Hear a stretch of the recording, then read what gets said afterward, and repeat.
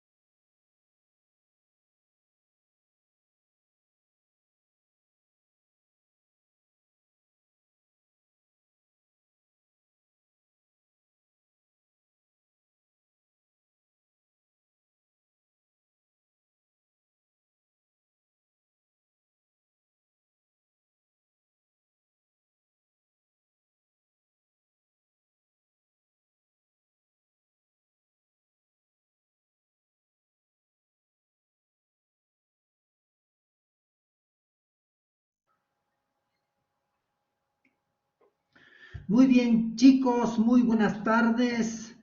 Yo soy el doctor Wilfredo Esquerra, cardiólogo intervencionista, y vamos a empezar esta clase de síncope y muerte súbita. Eh, buenas tardes con todos. Síncope y muerte súbita, chicos, adquiere relativa importancia cada vez que nos toca enfrentar estas dos patologías muy frecuentemente en personas jóvenes y tanto la pérdida del conocimiento, o sea, síncope, o directamente la muerte súbita, ¿no? Adquiere importancia cada vez que vemos un compañero, una persona joven que perdió el conocimiento o que directamente sufrió una muerte súbita practicando algún deporte.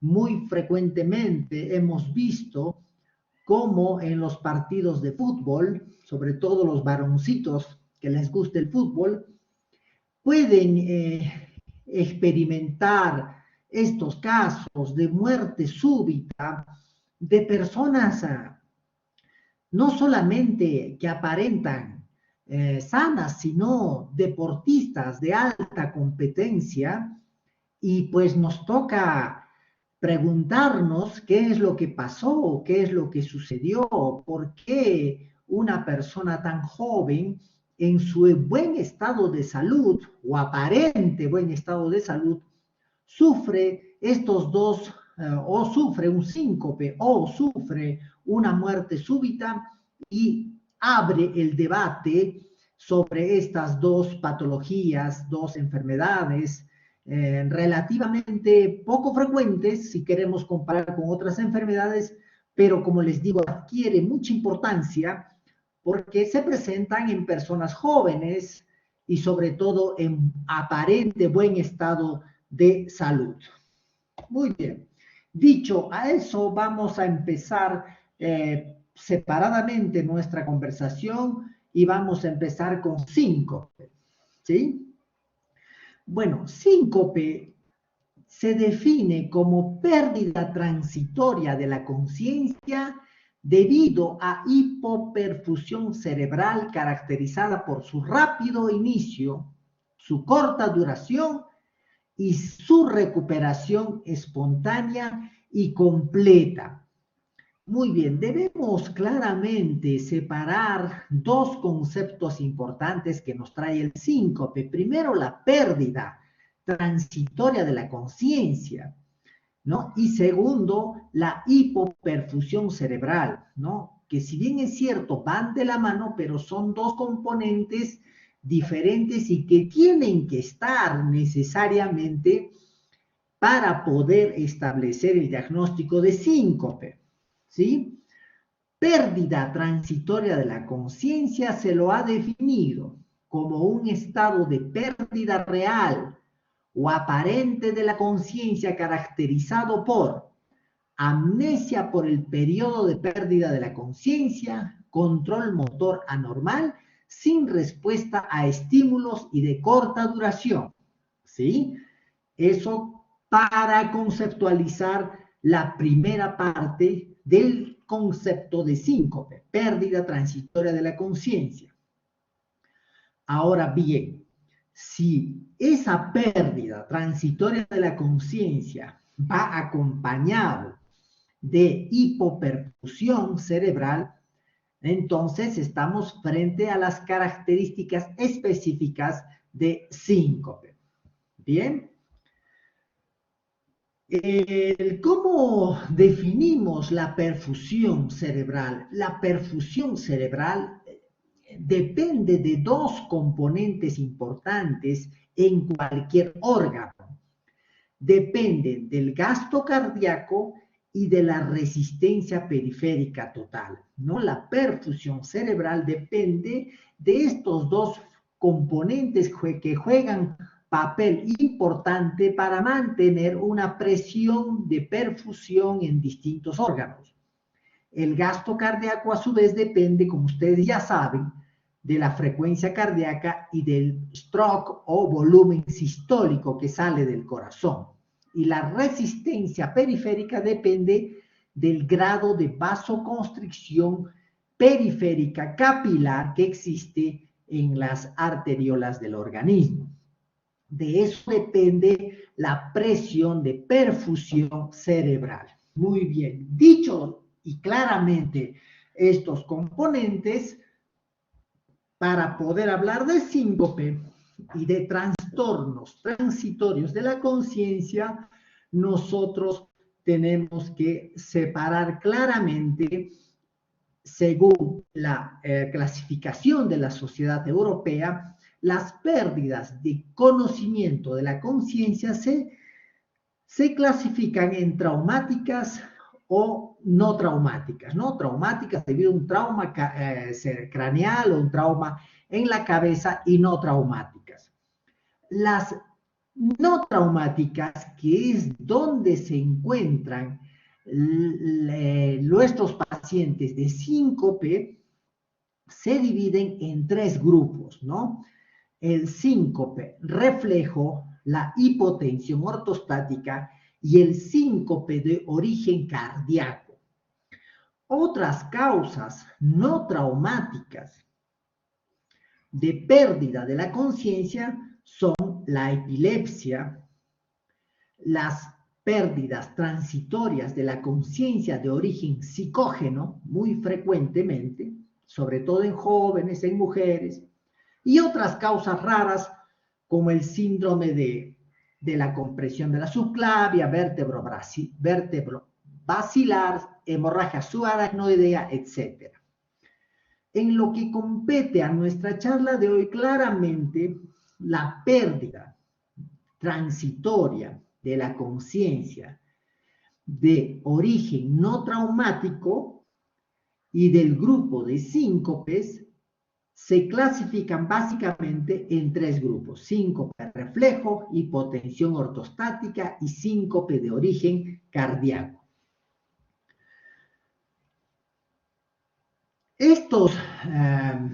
Para hablar de la fisiopatología de síncope, de estos tres grupos que pertenecen a esta clasificación, según la Sociedad Europea, tanto el síncope reflejo como el síncope cardíaco o el de hipotensión ortostática, debemos claramente conocer cuál es la fisiopatología para que se generen estas pérdidas transitorias de la conciencia con hipoperfusión cerebral.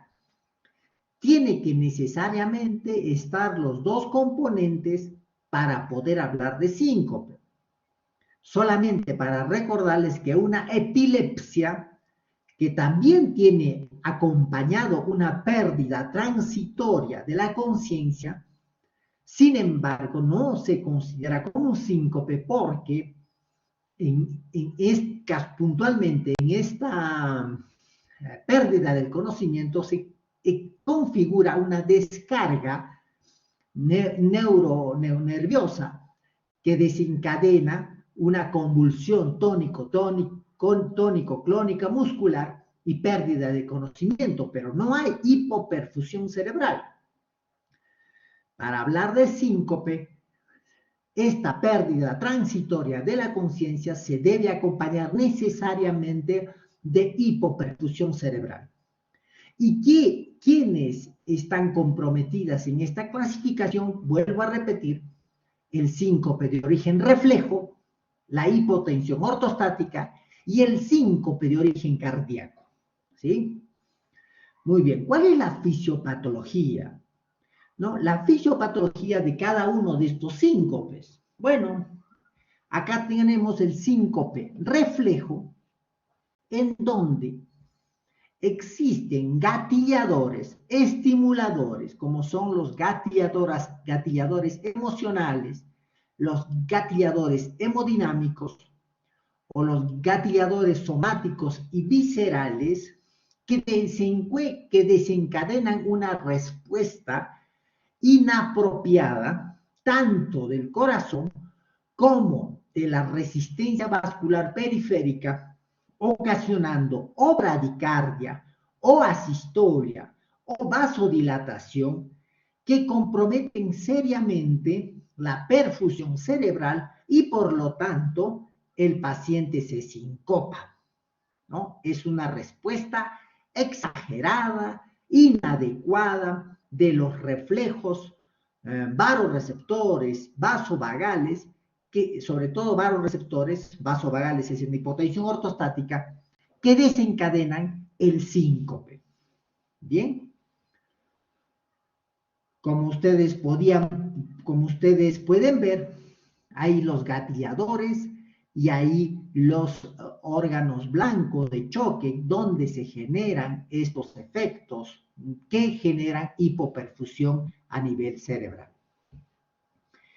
En el síncope por hipotensión ortostática existe una falla autonómica, ¿no? Una falla autonómica, como ustedes pueden ver, que podría deberse a un daño en los sitios del sistema nervioso autónomo, donde se generaría que ante un gatillador hemodinámico se provoca una incompetencia cronotrópica o una inadecuada vasoconstricción porque no está indemne el sistema nervioso autónomo, hay un daño y genera obviamente una inadaptación o una desadaptación de ese sistema nervioso, provocando o bradicardia o asistolia o vasodilatación y por ende, obviamente,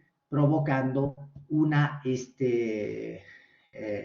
hipoperfusión cerebral y por ende, obviamente, un síncope. Bien. La fisiopatología del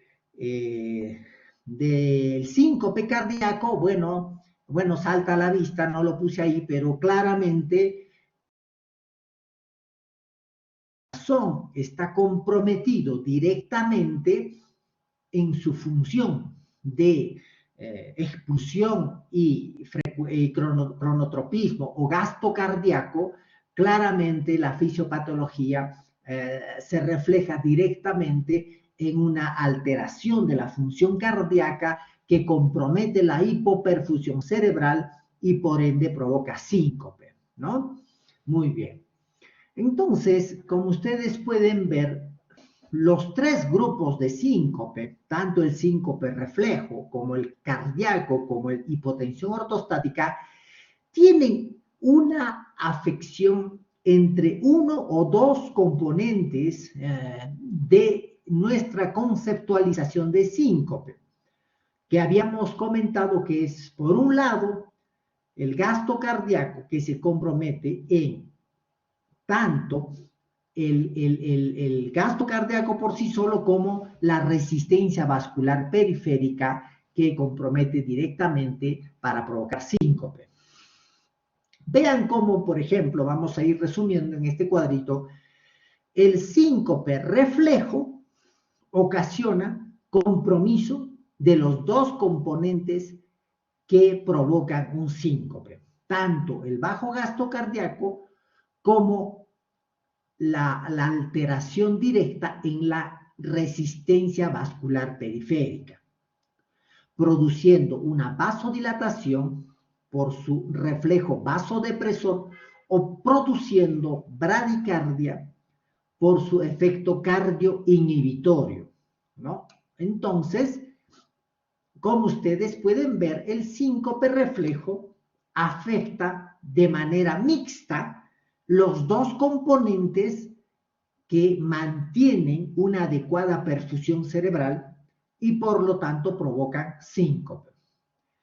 Mas no sucede lo mismo en el síncope cardíaco, donde se afecta exclusivamente el gasto cardíaco directamente, ¿no? Una arritmia, una alteración cardíaca estructural u otras ocasionan claramente una caída del gasto cardíaco, afectando la perfusión cerebral y ocasionando la pérdida transitoria del conocimiento o de la conciencia.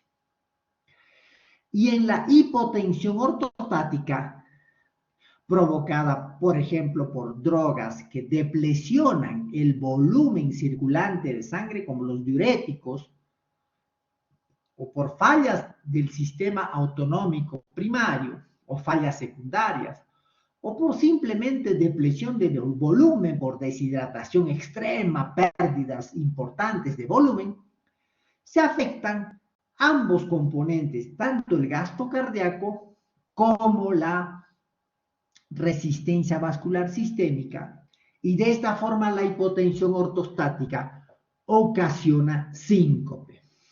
¿Bien? Entonces, claramente aquí se resume la fisiopatología por las cuales estos tres grupos que causan síncope afectan indistintamente el gasto cardíaco o la resistencia vascular sistémica. ¿Bien? Muy bien. El síncope reflejo, a su vez, se clasifica en 4 grupos ¿no? El vaso vagal, ¿no? Que es lo que ustedes alguna vez escucharon o vieron de las personas que se encuentran mucho tiempo paradas, menos común sentada, obviamente más frecuente paradas, pierden súbitamente la conciencia y provoca una caída sobre el piso, ¿no? O puede estar gatillada por diferentes estimulantes como el miedo, el dolor, la fobia a la sangre, ¿no? Esto es frecuente en los estudiantes de medicina, que desencadena obviamente pérdida transitoria del conocimiento y caída, ¿no? Es el vaso vagal, es el más frecuente de los síncope reflejos. Después está el situacional, que le llaman frente a circunstancias específicas, como cuando la persona está miccionando, o cuando está defecando, cuando tose, cuando estornuda, o pose ejercicios, cuando se ríe intensamente, es el situacional, síncope reflejo situacional. Después está el síndrome del seno carotidio, ¿no? Que ante un masaje carotidio, el paciente o ante un estimulando el globus carotidio, se produce un síncope y otras formas no clásicas, ¿no? Este es el síncope reflejo que habíamos comentado en su fisiopatología, está afectada directamente el gasto cardíaco, porque se produce obviamente una caída por bradicardia o asistolia, y la vasodilatación periférica, que cae, también hace caer la presión de perfusión, sobre todo a nivel cerebral, ocasionando síncope. Posteriormente tenemos el síncope por hipotensión ortostática, ¿no? Estos síncopes, habíamos comentado, en su gran mayoría son provocados por alteraciones en la resistencia vascular sistémica, ¿no? Y sobre todo por depresión de volumen, ¿no? Es el típico síncope de los ancianos que están medicados con diuréticos o vasodilatadores, ¿no? Como los IECAS, etcétera, medicamentos como las fenotiacidas, los antidepresivos, que ocasionan caída brusca de la resistencia vascular periférica y el paciente, al adquirir una posición o en bipedestación, pierden el conocimiento por esa depresión de volumen que ocasiona caída de la presión de perfusión cerebral y por ende pérdida del conocimiento, ¿no? Puede ser por depresión de volumen, ¿no? El paciente que tuvo hemorragias, diarreas, vómitos, etcétera. Puede ser por falla autonómica primaria, ¿no? Hipotensión ortostática de origen neurogénico. También algunas alteraciones neurogénicas o neuropáticas, como en la enfermedad de Parkinson, la demencia, la atrofia sistema múltiple, que alteran el sistema nervioso autónomo y ocasionan un desbalance en esa regulación y por ende un síncope. O por una falla autonómica secundaria, por ejemplo, los pacientes que sufren de diabetes y que afectan el sistema nervioso autonómico, o una neumonía autonómica paraneoplásica, etcétera, que ocasionan obviamente alteraciones en el sistema, injuria en el sistema nervioso autónomo y ocasionan obviamente esta falla en la regulación de estos mecanismos compensatorios que tiene el cuerpo para mantener una presión de perfusión cerebral adecuada. El síncope de origen cardíaco, bueno, es el más sencillo de entender, diría yo, porque obviamente la causa de esa hipoperfusión cerebral es directamente relacionado con el gasto cardíaco. Aquí no tiene nada que ver la resistencia vascular sistémica o la resistencia vascular periférica.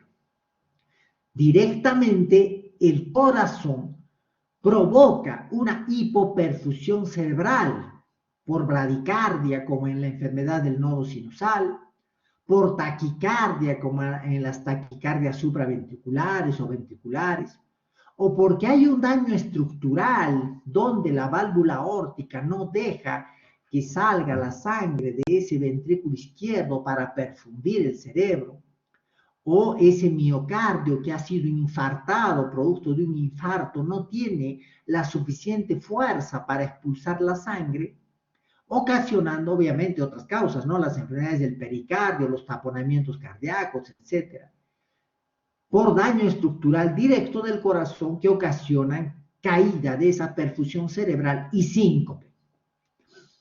También, obviamente, cardiopulmonares como el tromboembolismo pulmonar, la hipertensión pulmonar, una disección de aorta, etcétera, etcétera, que ocasionan síncopes de origen que están clasificadas dentro de los síncopes de origen cardíaco. Bien.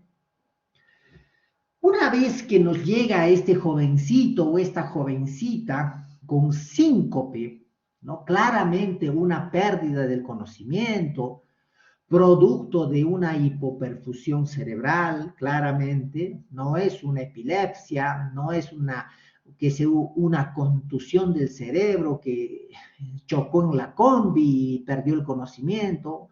No, nada de eso. Es un síncope claramente identificado por la pérdida transitoria del conocimiento con hipoperfusión cerebral. Una vez claramente que nos llegue este jovencito o esta jovencita, hay que hacer inmediatamente una evaluación inicial para estratificar si es de bajo riesgo o si es de alto riesgo.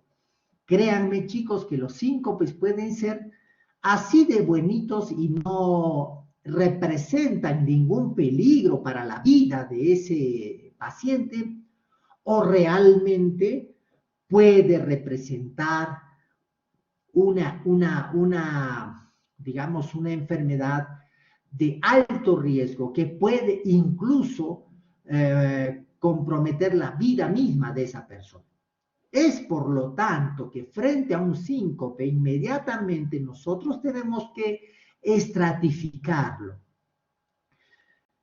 Y tenemos varias formas, varias herramientas para estratificar a ese síncope, o de bajo riesgo o de alto riesgo. ¿Será de bajo riesgo o será de alto riesgo? ¿Y cómo lo hacemos? Bueno, desde la evaluación inicial vemos claramente cómo lo podemos identificar.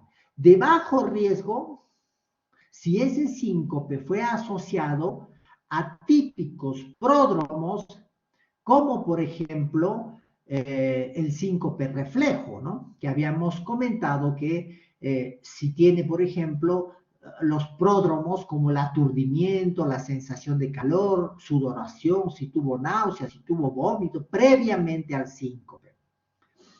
O si fue desencadenado después de una súbita y desagradable vista o sonido u olor u dolor, o después de estar prolongadamente parado y en lugares llenos de personas, o durante una comida o post-comida, postpandreal, o si es gatillado frecuentemente por estímulos como la tos, la micción, la defecación, o si es por rotación brusca de la cabeza, o por presión en el seno carotidio, o por pararse rápidamente después de estar sentado. Bueno, si existe estas características en nuestra evaluación inicial, es de bajo riesgo. ¿Bien? Ahora bien, si existen las siguientes características, tanto mayores o menores, obviamente si es mayor es mucho más de alto riesgo, si es menor también es de alto riesgo, pero en menos intensidad, estaremos frente a un síncope de mayor riesgo.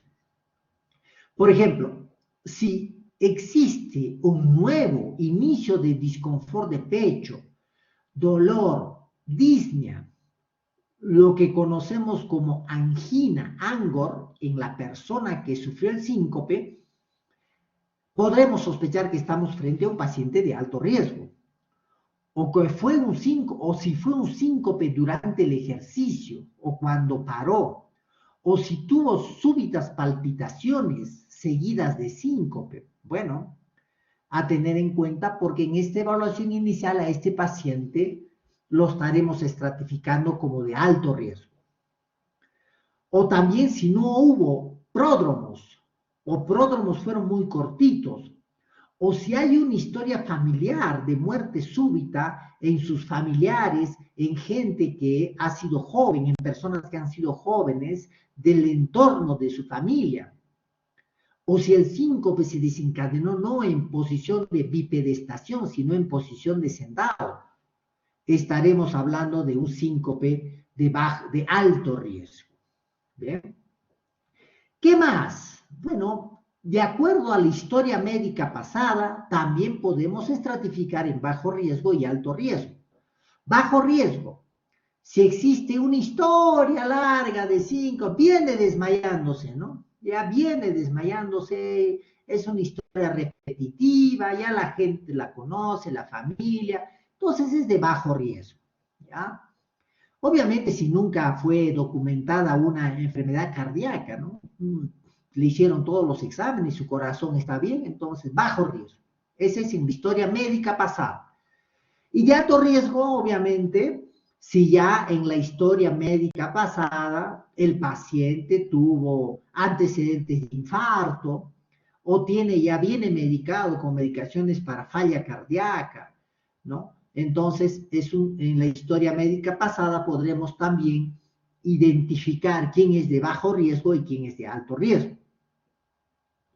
Muy bien, en el examen físico, también muy importante para ir estratificando a nuestro paciente. Será de bajo riesgo, obviamente, si el examen físico es normal. Será de alto riesgo si de repente me encuentro con una presión arterial sistólica menos de 90 milímetros de mercurio. Si estoy sospechando algún sangrado, pérdidas de sangre importantes como hematemesis, como hemorragia digestiva alta, o si encuentro frecuencia cardíaca menos de 40 latidos por minuto, o si en el examen físico encuentro soplos, choques de la punta desplazados, ¿no? Que me insinúan a pensar que ese corazón no es sano, es enfermo, entonces también el examen físico me ayuda a estratificar a ese paciente, a ese síncope paciente de bajo o alto riesgo. Esta es una herramienta muy sencilla, muy al alcance y que últimamente han estado ustedes practicando intensivamente. El electrocardiograma se convierte en una herramienta fundamental ya que uno de los 3 grupos de síncopes es el síncope de origen cardíaco. En consecuencia, los problemas cardíacos tienen manifestación directa en el electrocardiograma, en el simple electrocardiograma. Entonces, un electrocardiograma simple me ayudará muchísimo a estratificar también a ese paciente. Por ejemplo, si es un electrocardiograma normal, estaremos pues frente a un síncope de bajo riesgo o probablemente de bajo riesgo. ¿Y qué pasa si encontramos en ese electrocardiograma cambios consistentes con lo que hemos aprendido en nuestra clase de infarto, de isquemia, de necrosis? O encontramos trastornos de conducción como los bloqueos aurículos ventriculares, sobre todo los de alto grado. Si encontramos frecuencias de menos de 40 latidos por minuto, bradicardias, si encontramos taquicardias, si encontramos un marcapaso que no está funcionando bien, si encontramos un síndrome de QT largo o un patrón de Brugada. Bueno, en consecuencia, eso se va perfilando, ensombreciendo como un síncope de alto riesgo. Seguimos, podemos encontrar también bradicardias leves, como entre 40 y 50 latidos por minuto, taquicardias, fibrilación auricular paroxísticas, los síndromes de preexcitación, que son los Wolff-Parkinson-White, ¿no? O los Brugadas o los intervalos QT cortos, también son de alto riesgo, pero un poco menor que los anteriores. Muy bien. Entonces, un resumen de lo que hemos ido hablando es obviamente que nos enfrentamos a un paciente con un trastorno, pérdida transitoria del conocimiento, ¿no?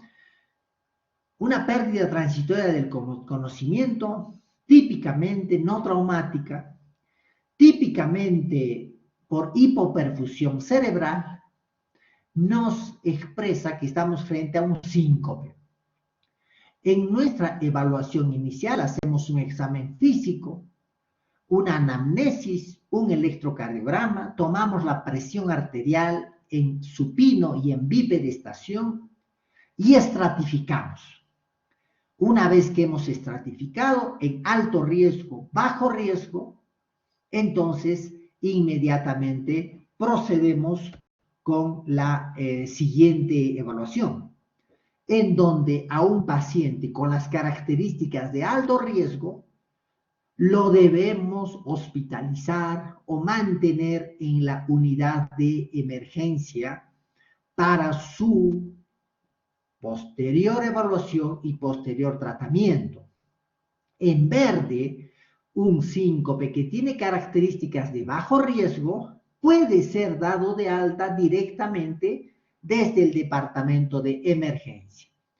¿Qué diferencia y qué importante entonces nuestra evaluación inicial que hacemos cuando estamos frente a un paciente con síncope?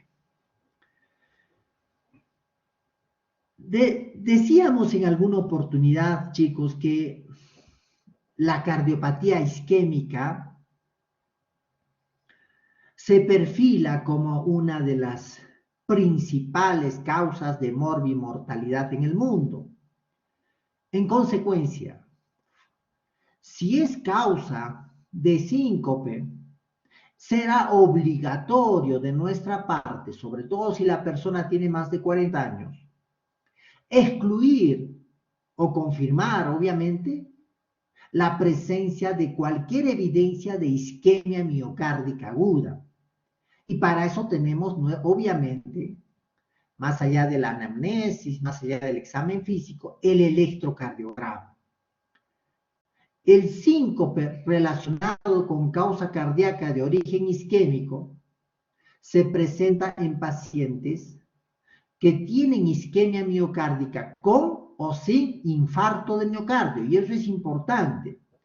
No necesariamente tenemos que estar frente a un infarto para poder confirmar que ese síncope tiene origen en la cardiopatía isquémica.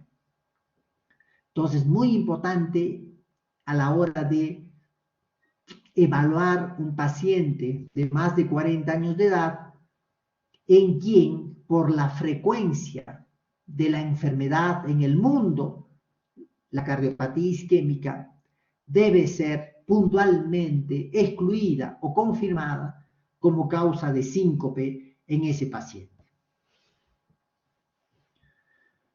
Bueno, decíamos también, obviamente, que el electrocardiograma nos puede documentar causas cardiogénicas o causas cardíacas de síncope cuando vemos, obviamente, bradicardias con frecuencias menos de 40 por minuto, o pausas, o bloqueos auriculoventriculares de segundo y sobre todo de tercer grado, o cuando hay alternancia de bloqueo rama derecha y bloqueo rama izquierda, cuando vemos una taquicardia supraventricular o ventricular, cuando vemos episodios no sostenidos o polimórficos de taquicardia ventricular con intervalos de QT corto, o cuando el paciente tiene un marcapaso o un cardiodesfibrilador implantado y que vemos en el electrocardiograma que no está funcionando bien.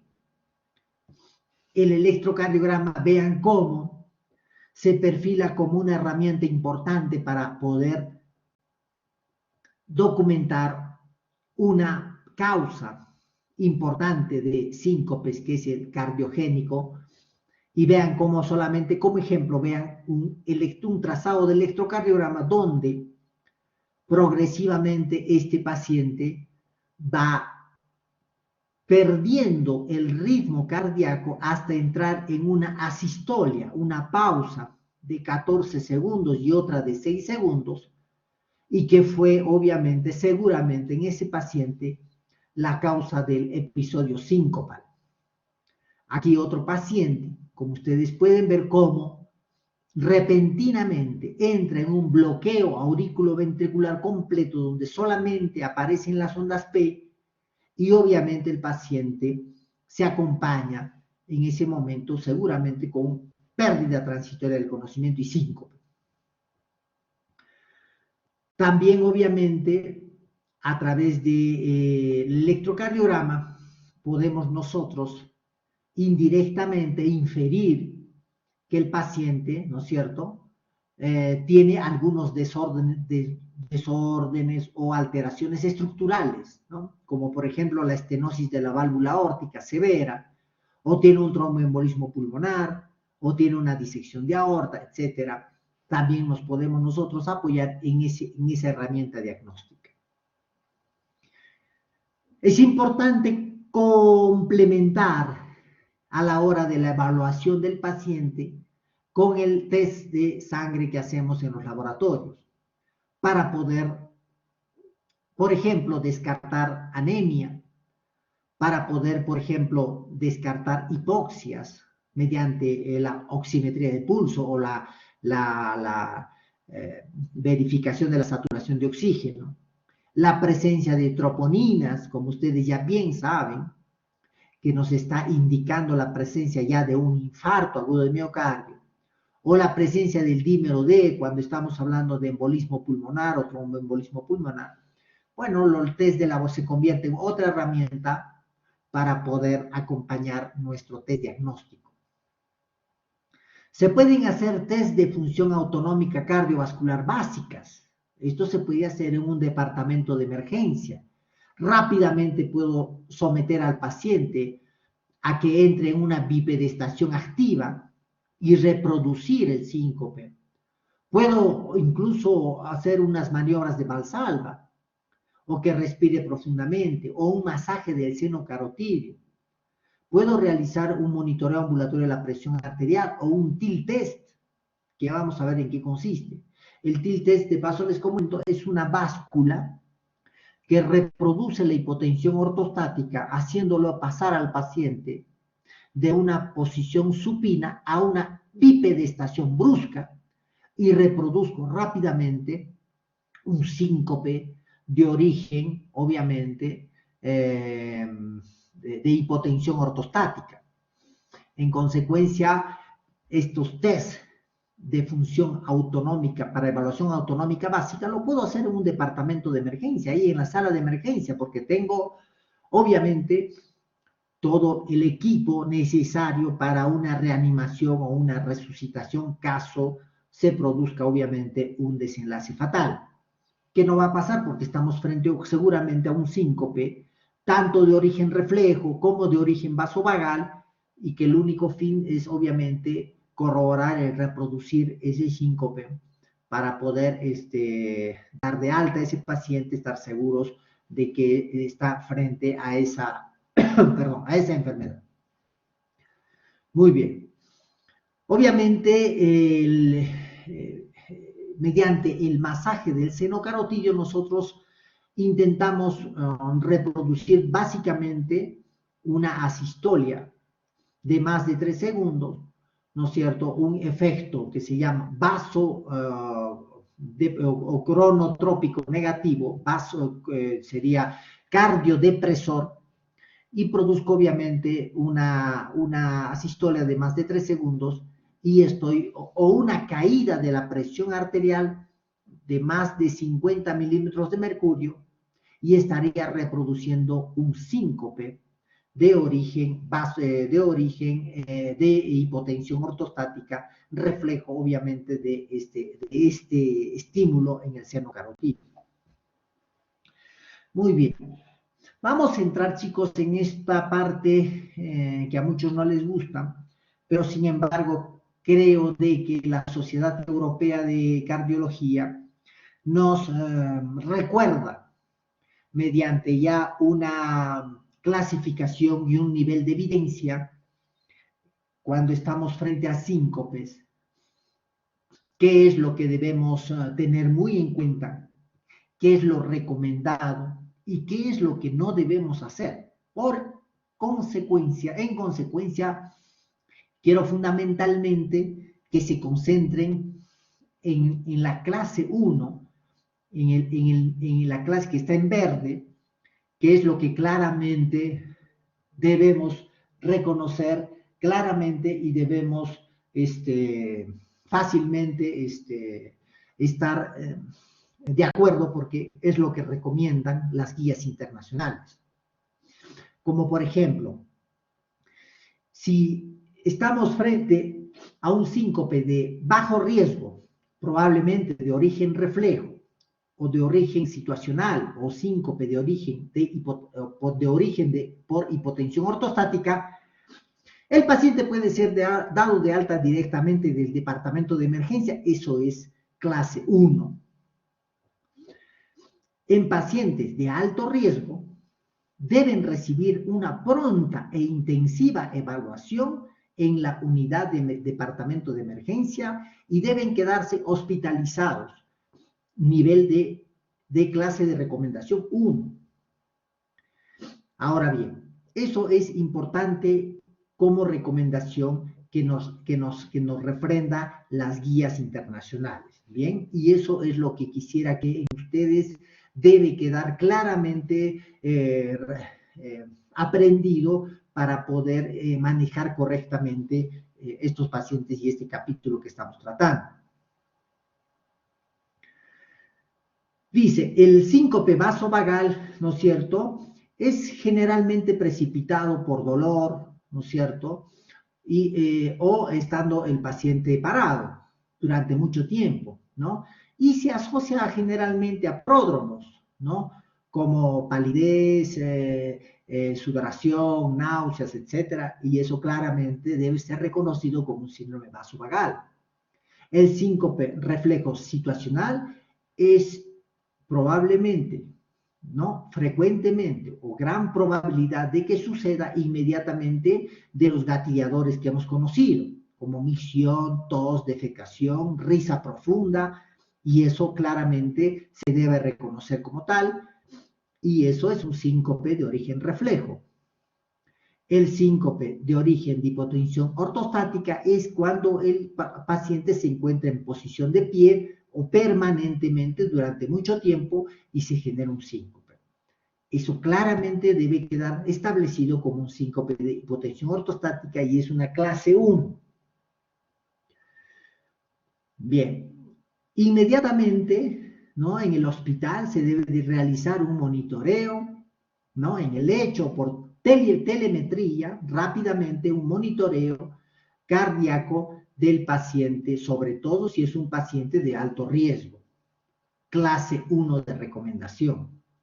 Vamos a poner énfasis en las clase 1, que es obviamente lo que yo quisiera que me doy por satisfecho que les quede como claramente por esta presentación. Bien, el síncope de origen cardíaco es cuando es probablemente, dice, ¿no?, probablemente síncope de origen arrítmico cuando en el electrocardiograma se muestra persistencia bradicardia sinusal, menos de 40 latidos por minuto, pausas de más de 3 segundos, bloqueos de alto grado o de segundo grado, alternancia bloqueo de rama izquierda con bloqueo rama derecha, o taquicardia ventricular o taquicardia supraventricular, o episodios de un QT largo o un QT corto, o presencia de un cardiodesfibrilador implantado o un marcapaso con alteraciones en su trazado electrocardiográfico. Claramente aquí la guía me refrenda que eso es una clase 1 de evidencia, ¿no?, una clase 1 de evidencia que estamos frente a un síncope de origen cardíaco.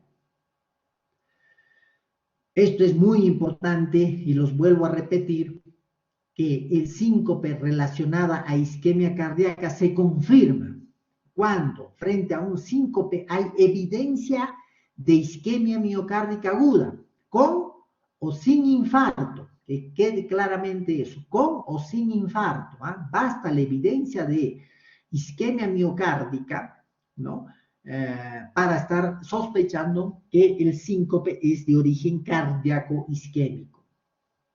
Bien. Ahora bien, dice el síncope debido a desórdenes estructurales cardiopulmonares, ¿no?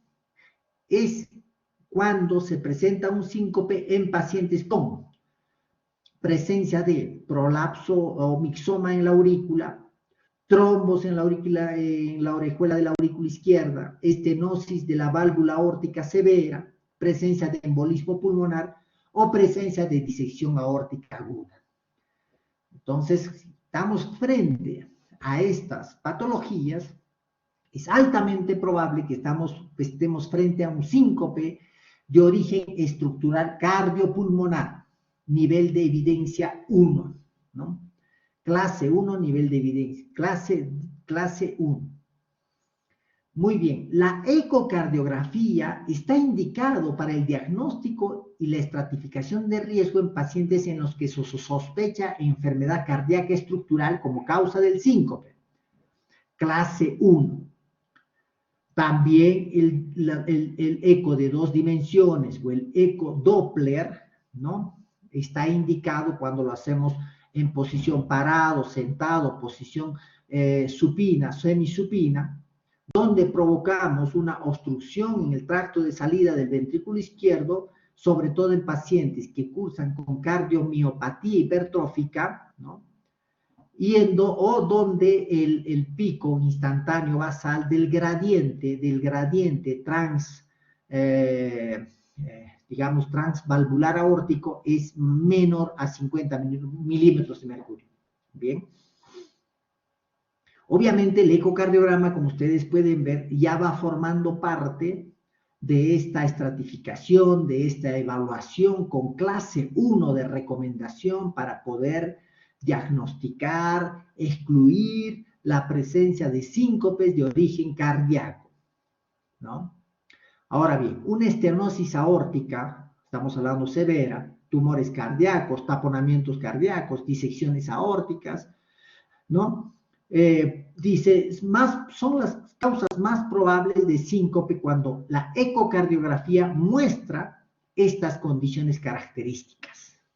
Claramente la ecocardiografía se convierte en una herramienta de diagnóstica importante a la hora de enfrentar estas patologías cardíacas, ¿no?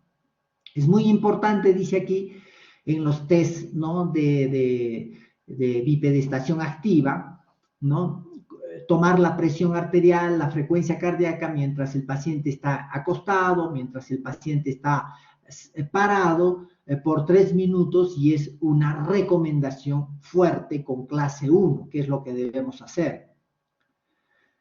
Dice que el síncope debido a hipotensión ortostática se confirma cuando cae la presión arterial sistólica por más de 20 milímetros de mercurio o la diastólica con más de 10 milímetros de mercurio, o disminuye la sistólica por menos de 90 milímetros de mercurio, ¿no es cierto?, cuando realizamos estos test de bipedestación activa, o cuando se reproducen, o que reproducen, dice, los síntomas espontáneos o los síntomas de síncope.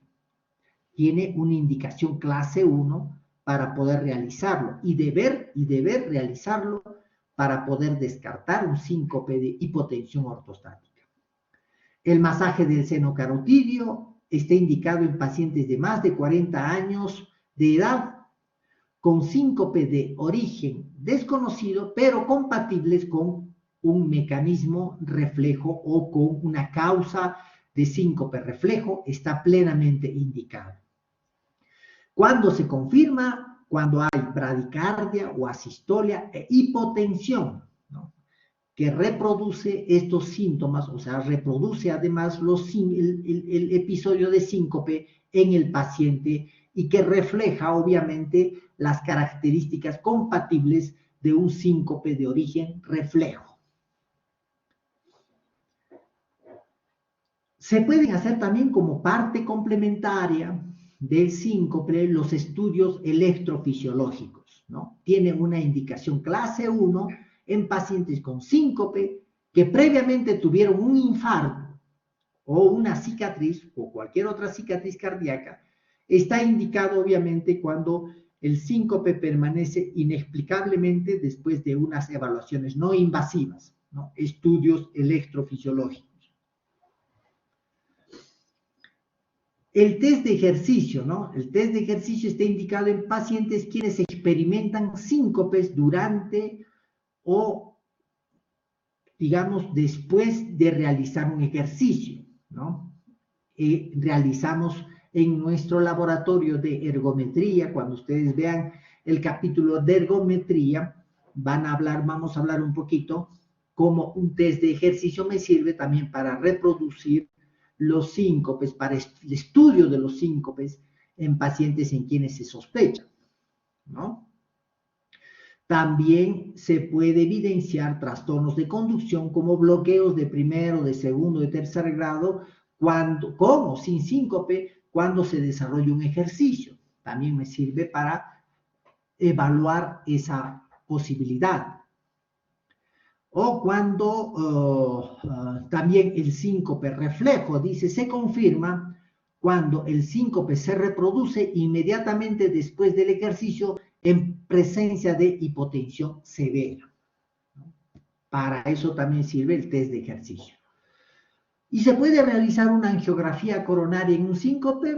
Sí, se puede realizar, se debería realizar, pero no por el hecho mismo de síncope, sino que debe reunir las características propias en los que se sospecha un síndrome coronario, una cardiopatía isquémica, en quienes obviamente está plenamente indicada la realización de una angiografía coronaria o cineangiografía, que es lo que particularmente realizo yo.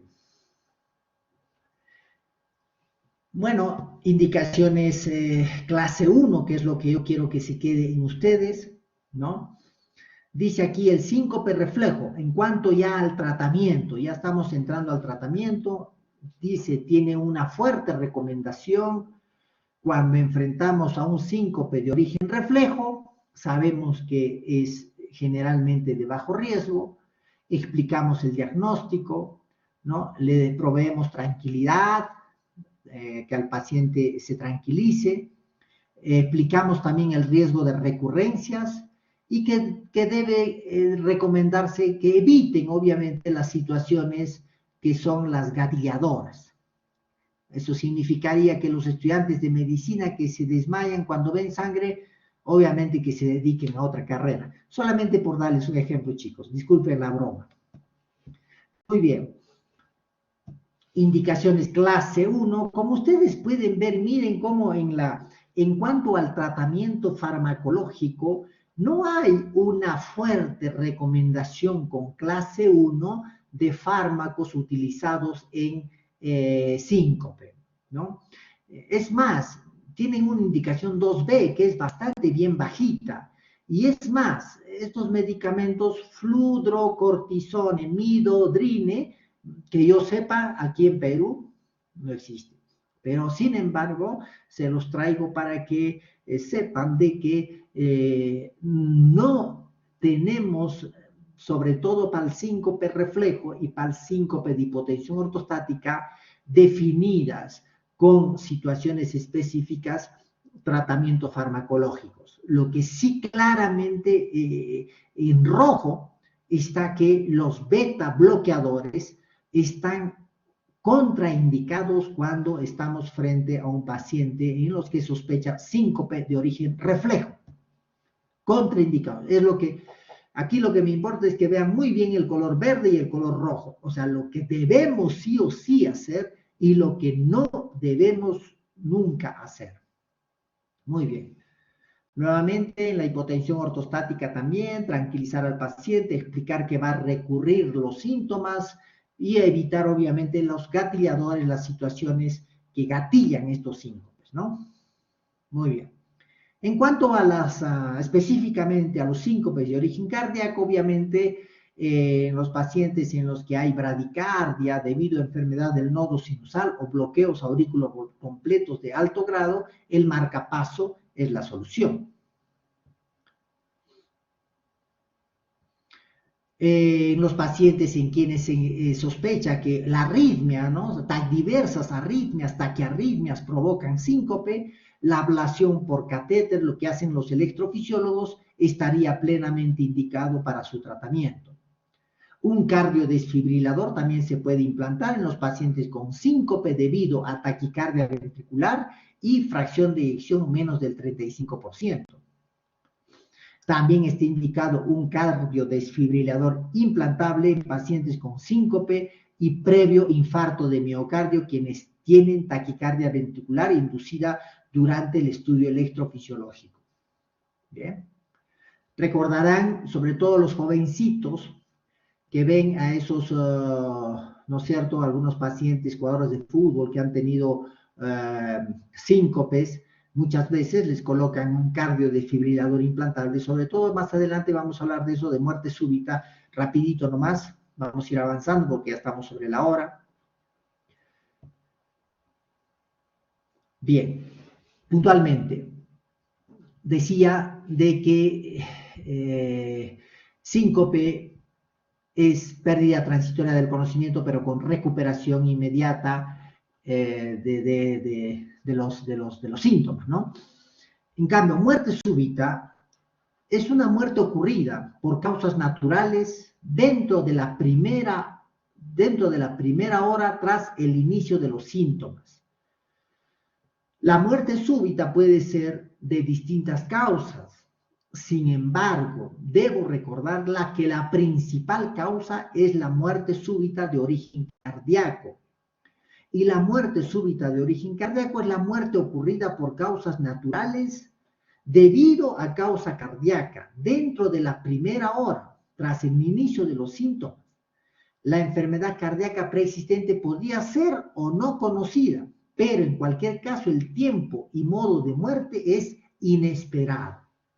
Bueno, debemos reconocer que aquí se produjo una muerte en un paciente aparente o en una persona aparentemente normal, en las que se conocía o no necesariamente una causa, ¿no? Y que rápidamente se desarrolla dentro de la primera hora del inicio de los síntomas. Ejemplo, jugador de fútbol, quien no tiene ningún antecedente, ninguna enfermedad cardíaca preexistente, y que mientras está jugando un partido de fútbol no tiene por qué haber sido señalado que estuvo padeciendo alguna enfermedad, incluso como para que siga jugando al fútbol, de repente dentro de la primera hora tras inicio de los síntomas, fallece o muere, ¿no? Dentro de la primera hora tras el inicio de los síntomas. Fue rápido, fue brusco, fue repentino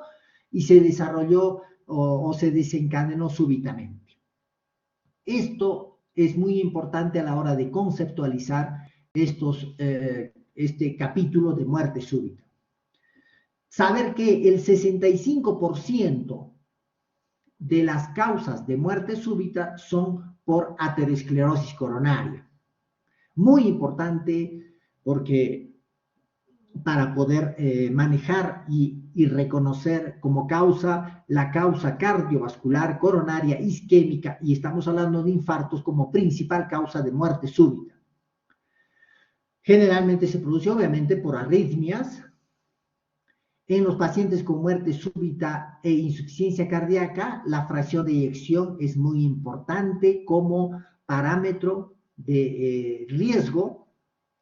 La incidencia anual de muerte súbita es muy bajito, 0.2% anuales, bien baja realmente, pero connota mucha importancia porque afecta a gente joven y aparentemente, como les decía, gente joven sana, igual que síncope.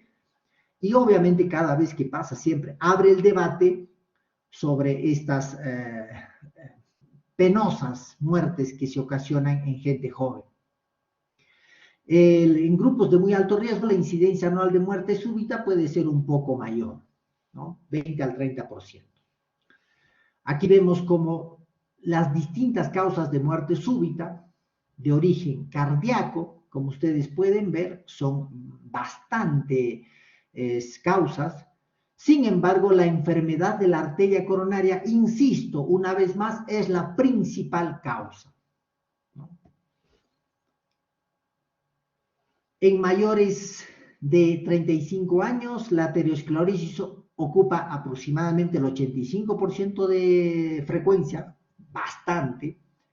Y en menores de 35 años, la miocardiopatía hipertrófica ocupa el 36% como causa más frecuente de muerte súbita de origen cardíaco.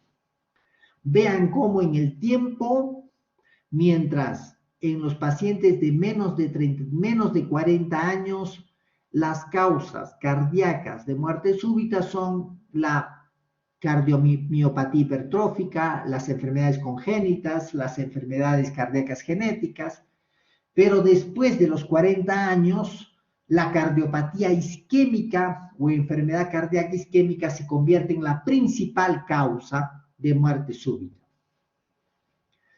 También saber que como causas de muerte súbita no cardíaca está el embolismo pulmonar masivo, la disección o rotura aórtica o pulmonar, el accidente cerebrovascular masivo y la rotura de aneurisma del seno de Valsalva como causas súbitas de muerte, muertes súbitas de origen no cardíaco. Y esta fue la última. Chicos, muchas gracias por vuestra atención. Creo que me excedí un poquito, pero es un tema bastante escabroso, interesante, pero escabroso. Y solamente voy a estar acá, a ver, unos minutitos más para poder, a ver, si hubiera alguna pregunta, algún interrogante, podríamos aprovechar este minutito que tenemos.